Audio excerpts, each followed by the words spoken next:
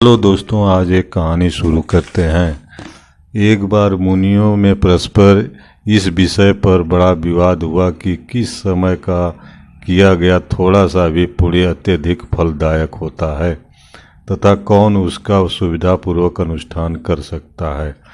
अंत में वे इस संदेश के निवारण के लिए महामुनि व्यास जी के पास गए। उस समय देवसात वे गंगा जी में स्नान कर रहे थे। व्यास जी डुबकी लगाते हुए ऋषियों को सुनाकर जोर से बोले, कलयुग ही श्रेष्ठ है, कलयुग ही श्रेष्ठ है। यह कहकर वे पुनः जलमग्न हो गए।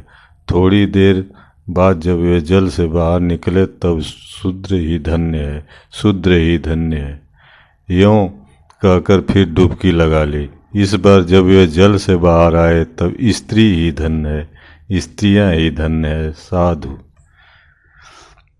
उनसे अधिक धन्य कौन है, यह वाक्य बोले। तदंतर जब वे ध्यानादि से निवृत्त हुए तब वे मुनिजन उनके पास आए। वहाँ उन्होंने अभिवादन आदि के बाद शांत होकर शुभागमन का कारण पूछा। ऋषियों ने कहा, हमें आप पहले यह बताइए कि आपने जो कलयुग ही श्रेष्ठ है, शुद्ध ही धन्य है, स्त्रियां ही धन्य है, यह कहा, इसका आशय क्या है? यदि कोई आपत्ति ना हो तो पहले यदि बतलाने का कष्ट करे, तदंतर हम लोग अपने आने का कारण कहेंगे। व्यास जी बोले, ऋषियों, जो फल सतयुग में 10 वर्ष तप ब्रह्मचर्य और धर्मांतरण करने से प्राप्त होता है, वही त्रेता में 1 वर्ष, द्वापर में 1 मास, कलयुग में केवल 1 दिन में प्राप्त होता है। इसी कारण मैंने कलयुग को श्रेष्ठ कहा। जो फल सतयुग में योग, त्रेता में यज्ञ और द्वापर में पूजा करने से प्राप्त होता है, वही फल कलयुग में केशव का कीर्तन करने मात्र से मिल जाता है। ऋषियों, कलयुग में अल्प श्रम, अत्यल्प काल में अत्यधिक पुण्य की प्राप्ति हो जाती है, इसलिए मैंने कलयुग को श्रेष्ठ कहा। इसी प्रकार द्विजातियों में उपनयन पूर्वक ब्रह्मचर्य व्रत का पालन करते हुए देवाध्ययन करना पड़ता है। तद धर्मों के अनुष्ठान में बड़ा श्रम और शक्ति का व्यय होता है। इस प्रकार बड़े क्लेश से उन्हें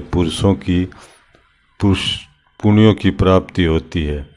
पर शूद्र तो केवल द्विजों की सेवा से ही प्रसन्न कर अनायास पुण्य प्राप्त कर लेता है, और स्त्रियों को भी ये पुण्य केवल मन वचन कर्म से अपने पति की सेवा करने से ही उपलब्ध हो जाते हैं। इसलिए मैंने शूद्र ही धन्य है, स्त्रियां ही साधु है, इनसे धन्य और कौन है, ये शब्द कहे थे। आस्तु अब कृपया आप लोग बतलाएं कि आपके आने का कौन सा शुभ कारण है। ऋषियों ने कहा, महामुने, हम लोग जिस प्रपोजन से आए थे वह कार्य हो गया। हम लोगों में यही विवाद छिड़ गया था कि अल्पकाल में कब अधिक पुण्य अर्जित किया जा सकता है तथा उसे कौन संपादित कर सकता है। वह आपके इस स्पष्टीकरण से समाप्त तथा निर्णित हो चुका है। व्यास देव ने कहा, ऋषियों, मैंने ध्यान से आपके आने की बात जान ली थी तथा आपके हृदयगत भावों को भी जान गया था।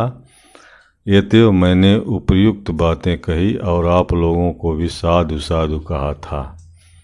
वास्तव में जिन पुरुषों ने गुण रूपी जल से अपने सारे दोष धो डाले, उनके थोड़े से ही प्रयत्न से कलयुग में धर्म सिद्ध हो जाता है। इसी प्रकार शूद्रों को द्विज सेवा तथा स्त्रियों को पति सेवा में आना से ही महान धर्म की सिद्धि, विशाल पुण्य राशि की प्राप्ति हो जाती है। इस प्रकार आप लोगों की अभीष्ट वास्तु मैंने बिना पूछे ही बतला दी थी। तदंतर उन्होंने व्यास जी का पूजन करके उनकी बार बार प्रशंसा की और वे जैसे आए थे वैसे अपने अपने स्थान को लौट गए।